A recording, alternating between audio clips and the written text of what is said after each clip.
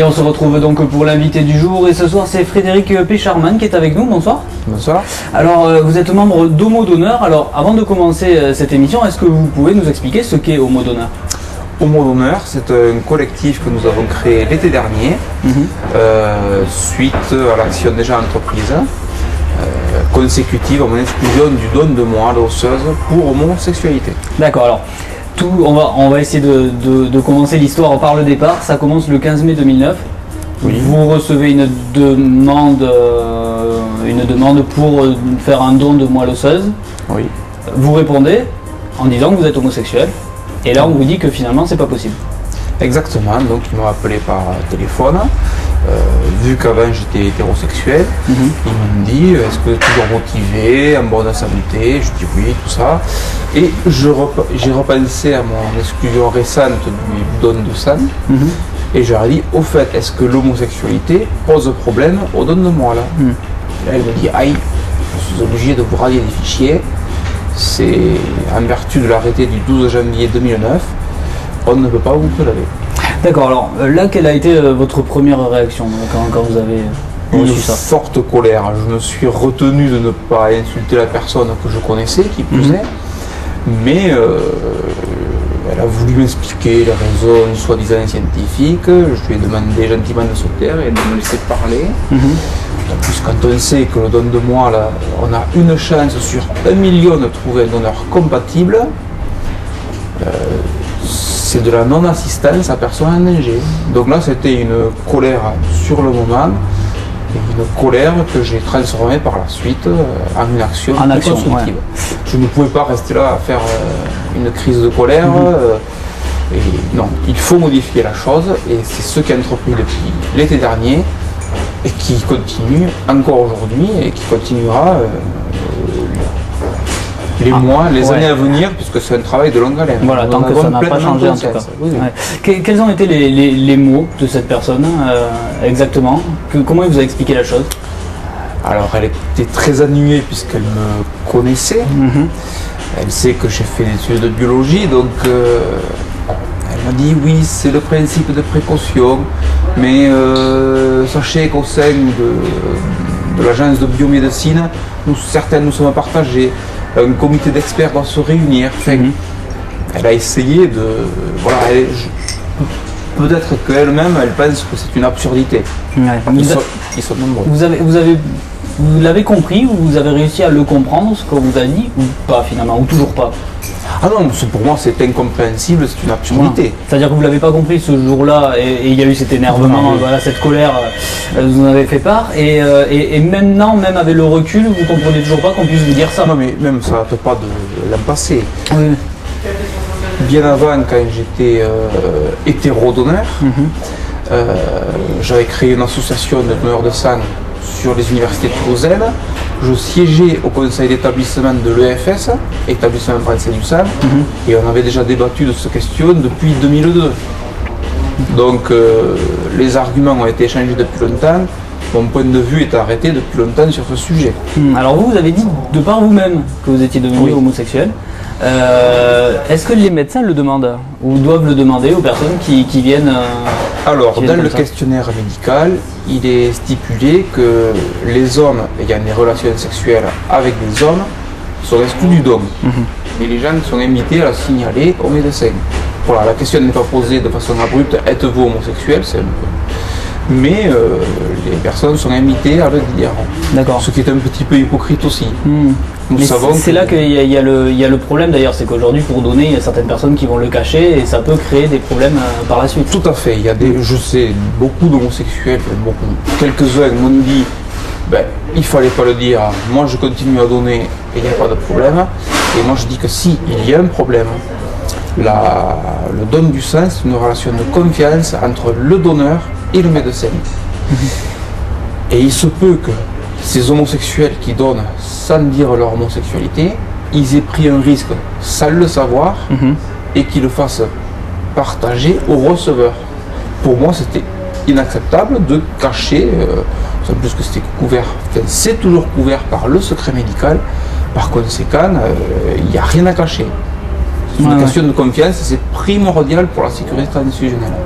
Bon, vous, pour lutter contre ça, vous avez entamé une grève de la faim. Alors si je puis me permettre, je rectifie le terme. Une grève de la faim, c'est une exigence.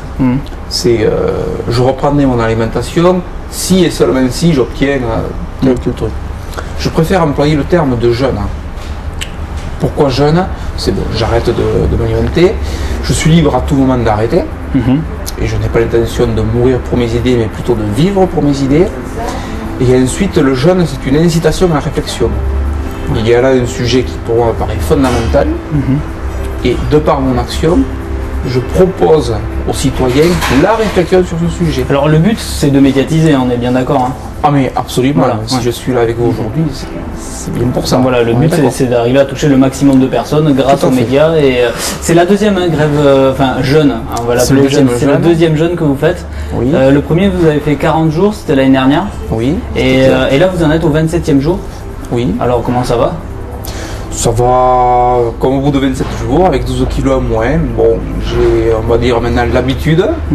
Je sais ce qui m'attend, donc je ne refais pas les mêmes erreurs que l'an passé. En termes de consommation de boissons, par exemple, je ne bois que de l'eau.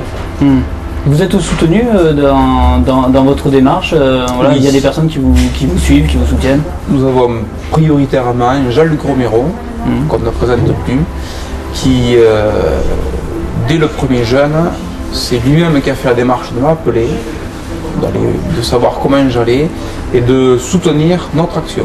Voilà, au niveau des politiques, je crois qu'il y a Catherine Lemorton aussi, surtout. Oui, députée de la Haute-Garonne, que je dois rencontrer la semaine prochaine pour la création de l'association, pour avoir des aides financières, entre autres choses. Oui, nous avons quelques élus qui nous soutiennent. À mon regret, pas assez, mais on sollicite. De toute façon, nous allons créer l'association officiellement. Pour l'instant, c'est une association de fait. Ouais, mais pas de droit encore. Pas de droit, on va la créer, déposer en préfecture. Et après, nous allons nous structurer. Nous avons 6 mois devant nous pour y parvenir. Et dès la rentrée prochaine, dès septembre 2010, on va vraiment, je pense, être opérationnel. Bon, question bête peut-être, mais Roselyne Bachelot a la connaissance de votre action ou pas? Vous le savez? J'ai du mal à croire qu'elle n'est pas au courant, vis-à-vis de l'EFS notamment, qui tiennent au courant en permanence. La ministre de ces sujets-là, oui, elle est au courant, mais nous ne l'avons pas sollicité. C'est une stratégie de notre part. Nous préférons nous attaquer, entre guillemets, aux personnes de notre niveau, à savoir le docteur Descruel, directeur de l'EFS Pyrénées-Méditerranée, avec qui nous avons échangé un tas de courriers. Mais au fur et à mesure que nos questions se faisaient de plus en plus précises, il a estimé qu'il n'avait plus à donner de réponse. Puis maintenant, il argumente en disant que ce débat est un débat de scientifiques. Et que par conséquent, nous ne sommes pas des scientifiques. Je tiens à préciser que j'ai un premier cycle universitaire en biologie générale, ainsi qu'un certificat d'immunohématologie. Je prétends savoir de quoi je parle, un tout petit peu. Alors aujourd'hui, si vous aviez à estimer où en est votre cause, vous êtes au départ, vous êtes au milieu, vous êtes... où est-ce que vous en êtes réellement? On en est non pas au début, puisqu'on a commencé l'an passé, mais vraiment c'est le 6 février prochain, avec notre Assemblée Générale Constituante, que nous allons vraiment lancer l'opération. Nous avons déjà quelques personnes qui ont répondu présent, suite à notre flash mob de samedi dernier. Donc on le rappelle, vous étiez lors du don du sang place du Capitole, vous êtes venu montrer finalement que vous existiez, quoi. Finalement. On est intervenu auprès des donneurs pour les informer qu'il y avait une catégorie de gens qui ne pouvaient pas donner et que nous souhaitions en débattre. Vous êtes la seule catégorie de personnes qui peuvent pas donner, ou il y a tout un tas de catégories de personnes, et je vais les distinguer en 2 catégories. Il y a des personnes effectivement atteintes d'une pathologie qui serait préjudiciable pour le receveur. Il est donc normal de les exclure. Et après, il y a une autre catégorie, dont fait partie les homosexuels, qui sont exclus à cause de probabilité d'avoir des maladies. Il y a les transfusés. Nous avons les personnes qui ont séjourné en Angleterre. Voilà 2 autres catégories de personnes dont dont on peut réfléchir sur la pertinence de l'exclusion. Alors, quand on entend votre combat, on se pose juste une question, on se dit, mais finalement, le sang qui est donné, il n'est pas analysé? Si, bien entendu. Je ne sais plus quel est le texte de loi qui régit et encadre toutes les analyses qui doivent être effectuées, mais bien entendu, toutes les infections sexuellement transmissibles sont testées à chaque poche, plus une autre batterie de tests qu'on appelle indirect, pour s'assurer que le corps dans son ensemble n'est pas perturbé. Et dès qu'un paramètre est modifié, ils ne prennent pas de risque, ils jettent la poche, ce qui est normal d'ailleurs. Bien sûr, mais alors finalement, quel est le problème? Je vous reprends la question. Quel est le problème? Il y a tous les tests pour les maladies que l'on connaît. Il y a un entretien médical qui permet d'exclure la personne pendant 4 mois si elle a changé de partenaire sexuel. Lorsque j'étais hétérodonneur, d'arriver d'avoir eu des changements de partenaire, j'étais exclu, au pire des cas, 4 mois. Dès que j'ai signalé que j'étais homosexuel, ils n'ont même pas cherché à comprendre si j'avais déjà eu des pratiques ou pas. Je me suis déclaré, c'était suffisant. Et il y a une différence entre homo-donneuse et homo-donneur? Oui, les lesbiennes peuvent donner. Voilà, alors là aussi c'est une contradiction qui est assez ils prétextent à juste titre que les lesbiennes ne sont pas contaminées par le sida. C'est vrai que la probabilité d'être contaminé est très faible. Ceci dit, si l'on regarde la prévalence des infections sexuellement transmissibles des lesbiennes par rapport aux femmes hétérosexuelles, elle est plus élevée, elles peuvent donner. Les homosexuels masculins ont une prévalence vis-à-vis des hétérosexuels masculins, ils ne peuvent pas donner. Il y a 2 poids 2 mesures. On voit bien que l'homosexuel, le gay pour ne pas dire un autre terme plus agréable, c'est le bouc émissaire de la transfusion sanguine.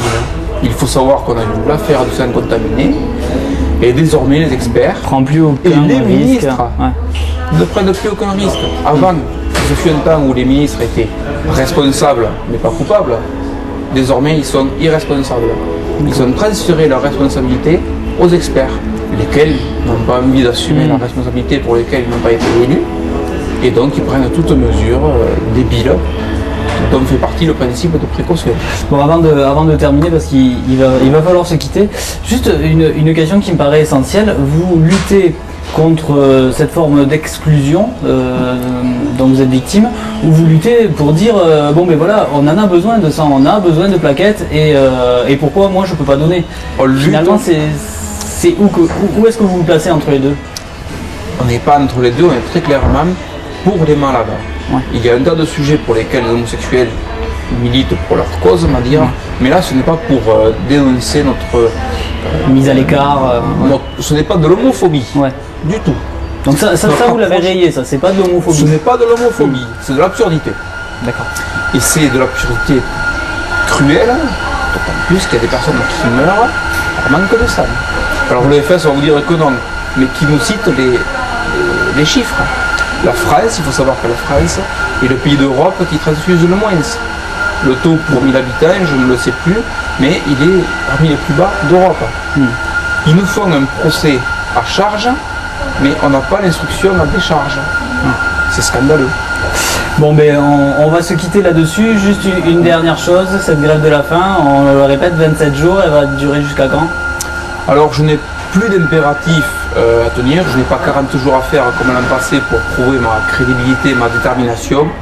J'irai aussi loin que je le pourrai, manière de montrer ma solidarité avec les malades, mais je saurai m'arrêter à temps, rassurez-vous. Pour privilégier votre santé. Je serai vivant pour mes idées. Bon, ben on l'espère en tout cas. Merci beaucoup d'avoir accepté de répondre à nos questions. Nous on se retrouve dès demain pour un nouvel invité du jour. Bonne soirée sur Toulouse Info.